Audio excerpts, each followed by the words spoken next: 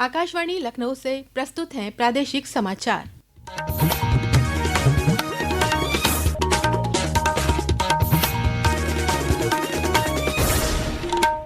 मुख्य समाचार।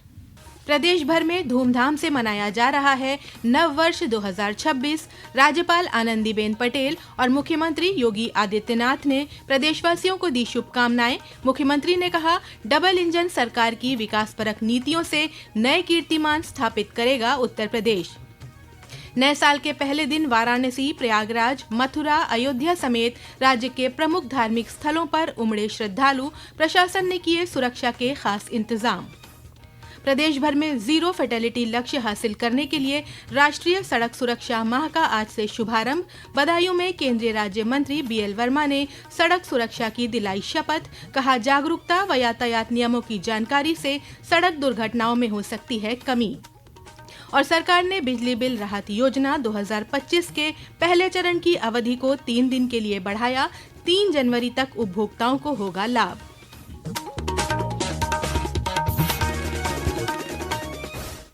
नमस्कार, प्रदेश के समाचारों के साथ मैं तनवीर फातिमा और अब समाचार विस्तार से।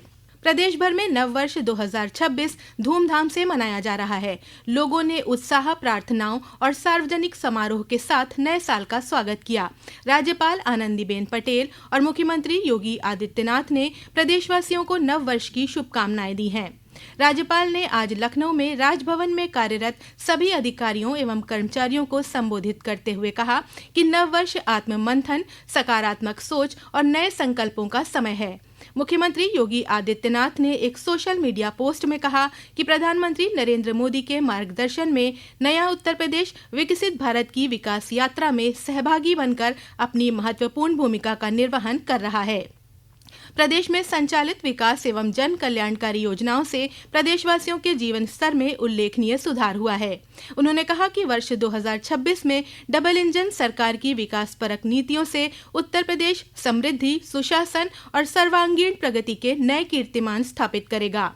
केंद्रीय स्वास्थ्य एवं परिवार कल्याण राज्य मंत्री अनुप्रिया पटेल ने नववर्ष के अवसर पर देश और प्रदेशवासियों को हार्दिक बधाई दी। प्रदेश के उप मुख्यमंत्री केशव प्रसाद मौर्य ने देश व प्रदेश में आपसी सद्भाव, प्रेम व भाईचारे की भावना को बलवती बनाए जाने की आवश्यकता पर बल दिया। उप मुख्यमंत्री ब्रजेश पाठक ने सभी प्रदेशवासियों को नव वर्ष की बधाई दी है। उत्तर प्रदेश वासियों को वर्ष 2026 की बहुत बहुत शुभकामनाएं देता हूँ। आने वाला नया वर्ष आप सबके जीवन में खुशियाँ लाए। इस वर्ष आपने जो जो लक्ष्य तय किए हैं, प्रभु श्री राम के चरणों में प्रार्थना करता हूँ, आप सबके वो लक्ष्य पूरे हों। आप सब उत्तर प्रदेश के साथ साथ प्रगति के पथ पर आगे बढ़ें। नववर्ष के अवसर पर राज्य के अलग अलग जनपदों में विविध सांस्कृतिक कार्यक्रमों का आयोजन किया जा रहा है। राजधानी लखनऊ के चिड़ियाघर समेत Chhota Imambara, Bara Imambara, Rumi Gate, Picture Gallery, Ghantaghar सहित सभी ऐतिहासिक इमारतों पर लोगों की भीड़ है। पीलीभीत टाइगर रिजर्व में नववर्ष मनाने के लिए सैकड़ों सैलानी पहुंचे हैं। वहीं आगरा में ताजमहल देखने के लिए देसी विदेशी पर्यटकों की भारी भीड़ उमड़ी है। सार्वजनिक स्थलों पर लोगों की भीड़ को देखते हुए प्रदेश भर में पुलिस प्रशासन ने सुरक्षा के कड़े बंदोबस्त किए हैं।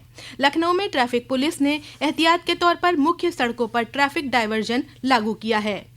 नए साल के पहले दिन लखनऊ पुलिस कमिश्नरेट ने चारबाग क्षेत्र में चेकिंग अभियान चलाया। पुलिस उपायुक्त मध्य विक्रांत वीर ने बताया कि नववर्ष को ध्यान में रखते हुए सतर्कता बरती जा रही है।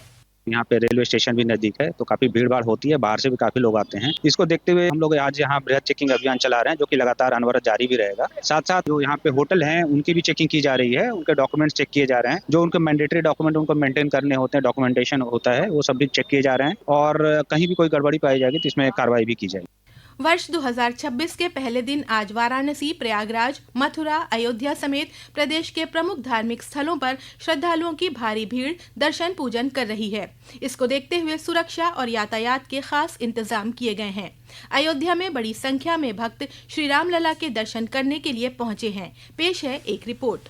9 वर्ष की पहली सुबह से ही लाखों की संख्या में श्रद्धालु अयोध्या पहुंचकर श्री राम जन्मभूमि मंदिर, हनुमानगढ़ी, कनक भवन समेत प्रमुख मंदिरों में दर्शन पूजन कर नए वर्ष की शुरुआत कर रहे हैं। राम मंदिर के निर्माण के बाद अयोध्या की तस्वीर और तकदीर दोनों ही बदली हुई नजर आ रही है। भक्तों में बड़ी संख्या में युवा भी भगवान रामलला के दर्शन कर अपने नए साल की शुरुआत कर रहे हैं। अयोध्या के संत महात्माओं का कहना है कि यही राम राज्य की वास्तविक शुरुआत है। वहीं प्रतिष्ठा द्वादशी समारोह के चौथे दिन आज रामचरितमानस का पाठ किया गया। भीड़ को देखते हुए प्रशासन ने अयोध्या में सुरक्षा के विशेष प्रबंध किए हैं। तन्मय सोनी, आकाशवाणी समाचार, अयोध्या। नए वर्ष के अवसर पर वाराणसी में श्री काशी विश्वनाथ धाम सहित सभी मंदिरों में लाखों की संख्या में श्रद्धालु दर्शन कर रहे हैं। आज सुबह से ही भक्तगण बाबा विश्वनाथ के दर्शन कर रहे हैं। मंदिर प्रशासन की ओर से लागू प्रोटोकॉल के तहत विशेष दर्शन और स्पर्श दर्शन पर प्रतिबंध है। लखनऊ के प्रमुख मंदिरों, गुरुद्वारों और जैन धार्मिक स्थलों पर भी लाखों श्रद्धालु पहुंचे हैं। अलीगंज स्थित नए हनुमान मंदिर के मुख्य पुजारी जगदम्बा प्रसाद ने बताया कि मंदिर को 501 किलो फूलों से सजाया गया। मनकामेश्वर मंदिर में सुबह शोभा यात्रा निकाली गई। मथुरा में भक्त सुबह से श्री बांके बिहारी के दर्शन कर रहे हैं। ये समाचार आप आकाशवाणी लखनऊ से सुन रहे हैं। ताज़ा समाचार जानने के लिए आप हमारी वेबसाइट newsonair.gov.in पर लॉगिन कर सकते हैं। इसके साथ ही आप प्रादेशिक समाचारों का ये बुलेटिन हमारे YouTube channel news on AIR Lucknow पर भी सुन सकते हैं। मुख्यमंत्री योगी आदित्यनाथ के निर्देश पर प्रदेश भर में आज से जीरो फैटेलिटी लक्ष्य हासिल करने के लिए राष्ट्रीय सड़क सुरक्षा माह का शुभारंभ हुआ।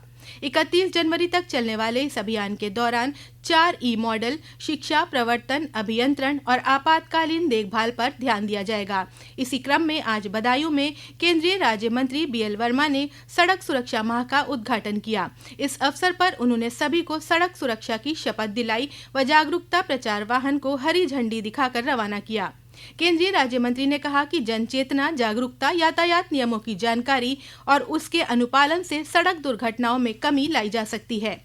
चित्रकूट में भी पुलिस अधीक्षक अरुण कुमार सिंह ने जन जागरूकता एवं प्रचार वाहन को हरी झंडी दिखाकर रवाना किया। वहीं मैनपुरी और हापुड़ में सड़क सुरक्षा माह के तहत लोगों को यातायात के नियमों के प्रति जागरूक किया गया। पीलीभीत में प्रदेश के गन्ना विकास एवं चीनी उद्योग राज्य मंत्री संजय सिंह गंगवार ने अभियान का शुभारंभ किया। प्रदेश भर में बिजली बिल राहत योजना 2025 के प्रथम चरण की अवधि को 3 दिन के लिए और बढ़ा दिया गया है।